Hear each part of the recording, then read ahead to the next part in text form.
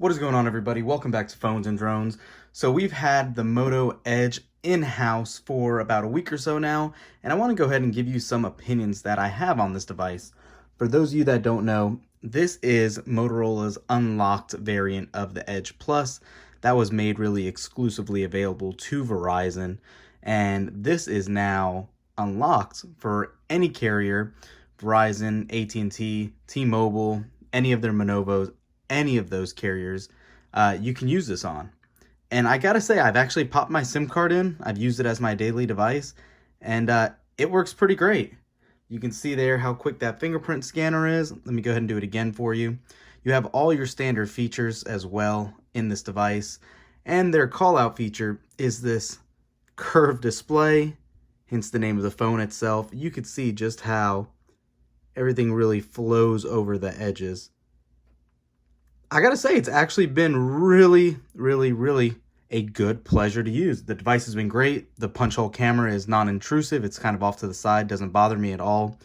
Build quality is good. For those of you that didn't see the unboxing video of this phone, I did say that this is now plastic instead of metal to cut down on the costs. Somewhat of a different camera arrangement as well. But really quick spec rundown for you.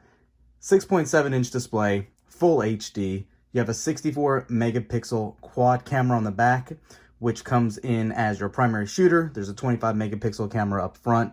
You do have the Snapdragon 765 chipset in here, so that means you are getting 5G at a reasonable price.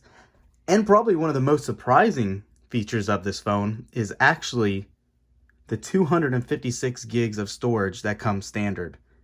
90Hz refresh rate on this, 4,500 milliamp hour battery. Everything just actually works really well and smooth on here. And one really shocking thing that I've had a pleasant experience with is the battery life on this. I've been using this, like I said, as my daily driver. I use the hell out of these phones, and this has easily gotten me through a full day of usage. It is still an OLED display. It has a 95+% screen to body ratio. Really looks good. Stereo speakers. I believe the GPU is like an Adreno 620, 6 gigs of RAM. You do have that micro SD expansion slot. And like I said, you actually get basically stock Android. Motorola has its similar customizations they always put on, but they keep it true to life to what Android is supposed to look like without heavy skinning. And they do a great job. The camera is one area I have found to be a little bit of a letdown. You can actually see it here. It just doesn't look super great. This is good lighting in here. And focus is pretty well. But the delay sometimes taking pictures is significant. You can see how it's still loading. And we still can't pick up that other picture we just took. We have to wait, go back, and then right back into the device.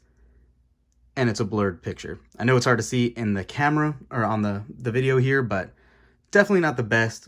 You do have that telephoto lens, so you can go into 2x zoom and your wide angle lens as well.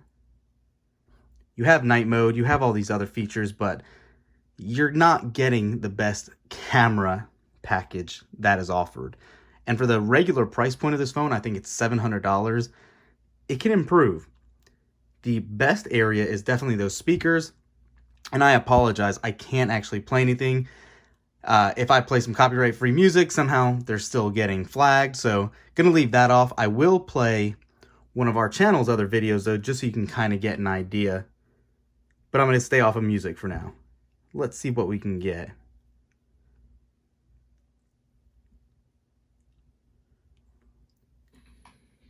What is going on, everybody? Welcome back to Phones and Drones. I know this looks like the making of a horror movie, but it is just the beginning of our OnePlus 8 Pro camera test.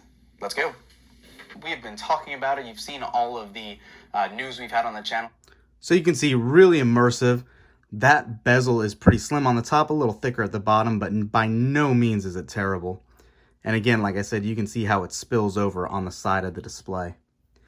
Gaming has not been any issue either. I don't game very heavily, but I've had no issues running them. They run smooth. For those of you that don't or haven't had any experience with the 765 chipset, it's really good. I've actually used it first on my LG Velvet that I was using actually prior to this, and these are meant to be competing devices.